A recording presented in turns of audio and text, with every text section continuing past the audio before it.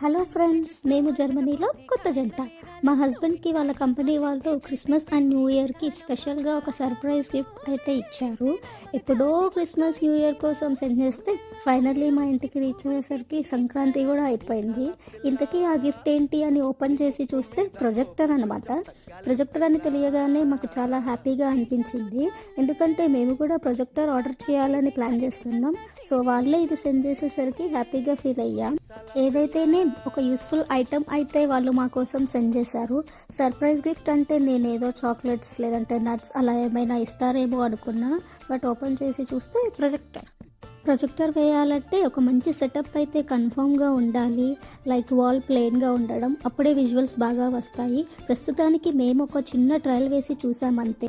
అన్నట్టు చెప్పడం మర్చిపోయాడు, క్రిస్మస్ న్యూ ఇయర్కి నాకు కూడా గిఫ్ట్స్ వచ్చాయండోయ్. మా వారికి ఒక గిఫ్ట్ వస్తే నాకు ఏకంగా 3 మెంబర్స్ ఇచ్చారు గిఫ్ట్స్. మా పెళ్ళయ్యాక ఫస్ట్ టైం మా ఇంటికి వస్తున్నారని నా కోసం వచ్చేటప్పుడు కొన్ని సర్ప్రైజ్ గిఫ్ట్స్ అయితే తీసుకొచ్చారు మా ఫ్రెండ్స్. అంటే మా పెళ్ళయి 2 ఇయర్స్ దాటిందనుకో, బట్ స్టిల్ వాళ్ళు మొదటిసారిగా మా ఇంటికి వస్తున్నారు అని నా కోసం చాలా ప్రేమతో కొని మరీ తీసుకువచ్చారు. హ్యాండ్ బ్యాగ్స్, వ్యాలెట్, చైన్, ఇంకా పాస్పోర్ట్ పెట్టుకోవడానికి ఒక చిన్న బ్యాగ్, అలాగే ఒక 2 పర్ఫ్యూమ్స్, వాటితో పాటు ఒక బుజ్జి మొక్కను కూడా ఇచ్చారు. నాకు మొక్కలంటే ఇష్టమే కానీ బట్ వాటిని మెయింటైన్ చేయాలంటేనే ఎక్కడ లేని బద్ధకం అంతా వచ్చేస్తుంది. బట్ మా హస్బెండ్కి అయితే చాలా ఇష్టం. సో ఈ మొక్క రెస్పాన్సిబిలిటీ అయితే మా హస్బెండ్కి ఇద్దాం అనుకుంటున్నాను.